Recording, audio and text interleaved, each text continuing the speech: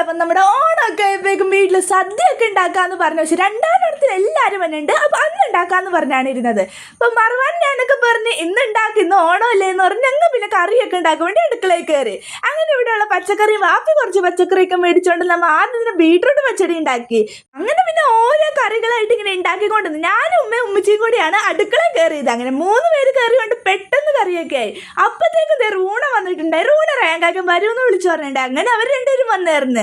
അതെല്ലാം കഴിഞ്ഞപ്പോഴാണ് ഷെബീന മൂത്തും വിളിച്ചെന്ന് ഉച്ച വരെയുള്ള പണി ഇപ്പം മൂത്തമ്മച്ചി ഇങ്ങോട്ട് വന്നേന്ന് പറഞ്ഞ്.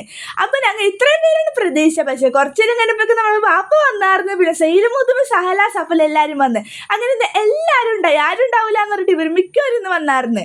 അതെല്ലാം കഴിഞ്ഞ് കറിയും ചോറൊക്കെ ആയതിനു ശേഷം ഞങ്ങൾ പുറത്തായി പായൊക്കെ ഇട്ട് ഇലയൊക്കെ വെച്ചായിരുന്നു. പിന്നെ മറുമാൻ കറിയൊക്കെ വിളമ്പാൻ വേണ്ടി കയറി. അതിന് എല്ലാ കറിയൊന്നും ഉണ്ടാക്കിയില്ലെങ്കിലും ആവശ്യത്തിന് കറികളൊക്കെ ഉണ്ടാക്കിയിട്ടുണ്ടായിരുന്നു. പിന്നെ അതൊക്കെ കഴിക്കാൻ വേണ്ടി ഞങ്ങൾ ഇരുന്ന് അതെല്ലാം കഴിഞ്ഞപ്പോൾ ഉണ്ടാക്കിയ പായസം സേമിയ പായസമായിരുന്നു. പായസമൊക്കെ കുടിച്ചതിന് ശേഷം ഞങ്ങൾ എല്ലാവരും കൂടി അവിടെ നിന്ന് വെറുതെ ഇന്ന് സംസാരിച്ചുകൊണ്ടിരുന്നത്. അപ്പോഴത്തേക്കും സഫൽ വന്നിട്ട് റയാങ്കാക്കാണ് ട്രോൾ ചെയ്തൊരു വീഡിയോ എടുത്ത് ഇൻസ്റ്റയിലിട്ട്. ആ വീഡിയോ ആണ് ഇപ്പോൾ ഭയങ്കരമായിട്ട് റീച്ച് ആയി കിടക്കായിരുന്നു. ഒരുപാട് കമൻസ് ട്രോളൊക്കെ ഉണ്ടായിരുന്നു. അതെല്ലാം കഴിഞ്ഞ് വൈകുന്നേരം ആയപ്പോഴേക്കും ഞാനും റൂണാമ്മയോട് ഫോട്ടോ എടുക്കാൻ വേണ്ടി ഇറങ്ങി. അങ്ങനെ പിന്നെ അടിപൊളി ഫോട്ടോ ഒക്കെ എടുത്തതിന് ശേഷം ഞങ്ങളുടെ വീടിൻ്റെ അവിടെ പരിപാടികളൊക്കെ ഉണ്ടായിരുന്നു. അങ്ങനെ വടംവലി സംഭവങ്ങൾ കുറേ മത്സരങ്ങൾ ഉണ്ടായിരുന്നു. അങ്ങനെ തന്നെ അതൊക്കെ കാണാൻ പോയി. പിന്നെ അതെല്ലാം കഴിഞ്ഞ് വീട്ടിലാകുമ്പോഴേക്കും ഒരു നേരം എപ്പോഴും നാളെ ബൈ.